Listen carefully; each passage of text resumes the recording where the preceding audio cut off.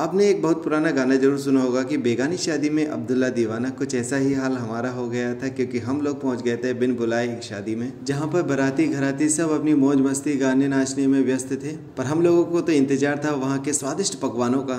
तो ये पूरी कहानी को जानने के लिए आपको वीडियो को जरूर पूरा देखना होगा, जिसमें खजुराहो से लेकर ग्वालियर तक की यात्रा को पूर्ण किया गया है विद मोटरसाइकिल। और इसमें कुछ आपको झलकियां ग्वालियर की भी देखने को मिलेंगी। मेरा नाम है संजय सिंह और इस वीडियो में मेरे साथ में रहेंगी रूस से आई हुई मेरी मित्र जिनका नाम है तानिया।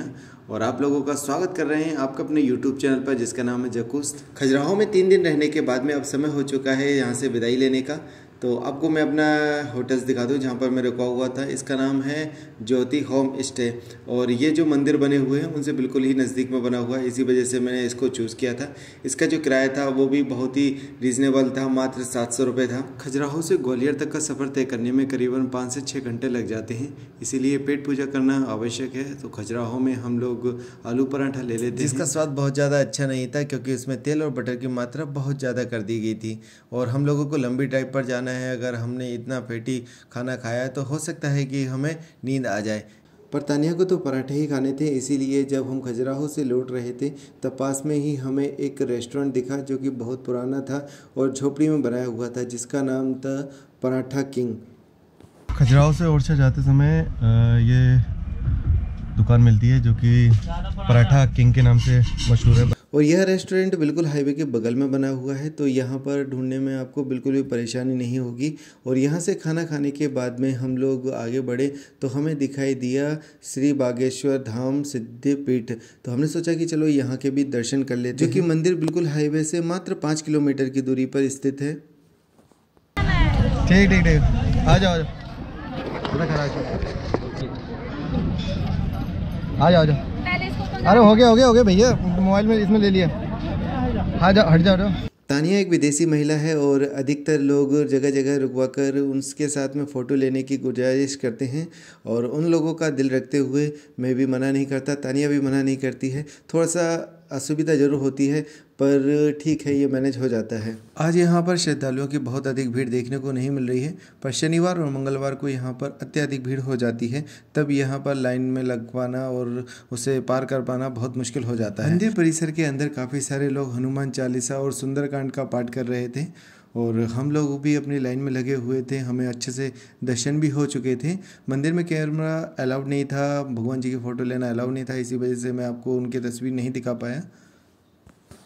मंदिर के बाहर आकर आपको बालाजी धाम का प्रसाद मिल जाता है, जो कि लड्डू होता है, चिरौंजी होती है या हल्का फुल्का इस तरह का कुछ मिष्ठान होता है।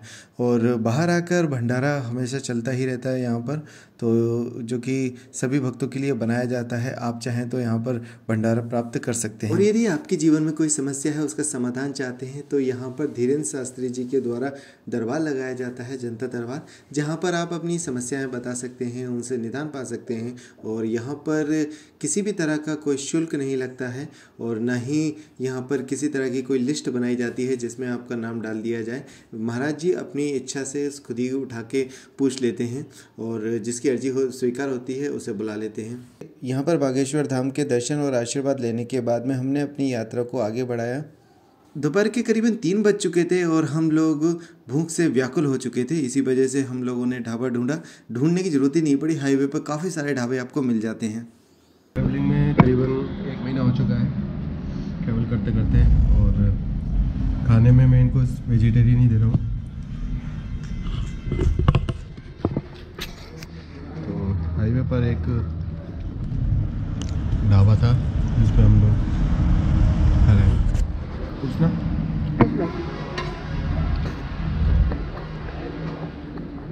यात्रा को आगे बढ़ाते हुए शाम हो चुकी थी और हम लोग ग्वालियर पहुंचने वाले थे, पर उससे पहले डबरा के पास में ही हमें मीठी मीठी खुशबू आने लगी थी। और यह खुशबू थी गुड़ बनने की, क्योंकि डबरा के आसपास के जो ग्रामीण हैं वो गन्ने की खेती करते हैं और अपने खेत पर ही गन्ने के रस से गुड़ बनाने का जो प्रोसेस होती है उसको पूर्ण करते हैं।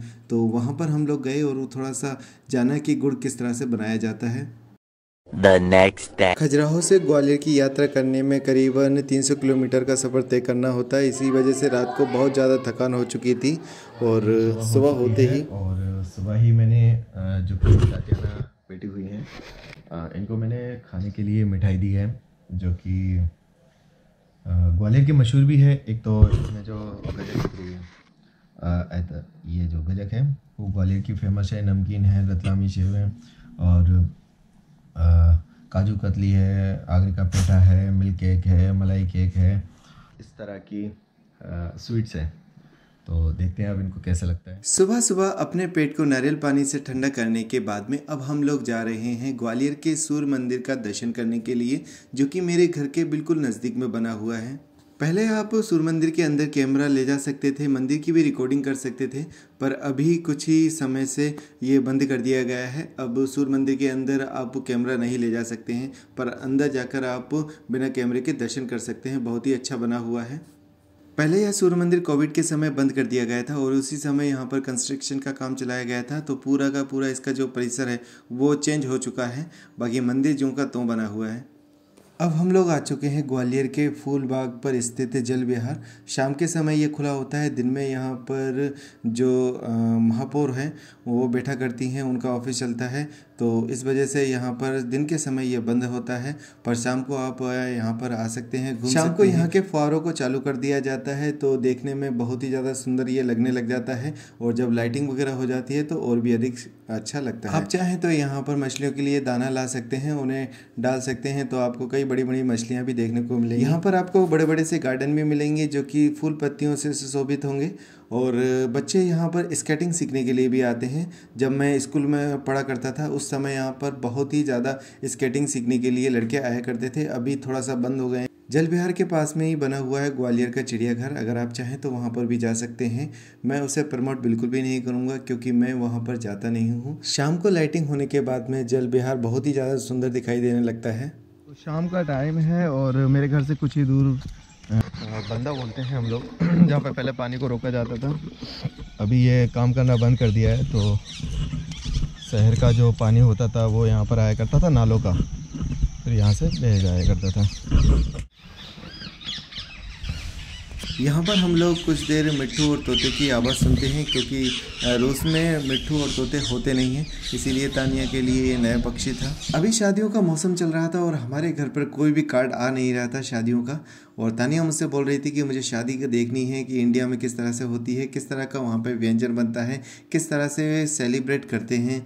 तो मैं उसकी जिद पर हार गया और मैंने बोला कि चलो आज मैं तुमको ले चलता हूँ। और हालांकि मुझे डर तो बहुत ज़्यादा लग रहा था, पर मैंने आमिर खान की 3 इडियट मूवी देखी हुई थी, जिसमें वह बिगर बुलाए शादी में चला जाता है और ऑल इज़ वेल बोलकर मैं अंदर इंटर हो गया। जाते ही देखा तो सभी लोग अपने मौज मस्ती में मशहूर थे। यकीन मानिए कई लोगों ने हम लोगों को शक भरी आंखों से देखा, पर किसी की भी हिम्मत नहीं हुई कि हमसे आके पूछ सके कि भाई किसकी तरफ से हो। और मैं अपने आप को इस तरह से प्रिटेंड करने की कोशिश कर रहा था कि मानो दूल्हे का फूफा मैं ही हूँ।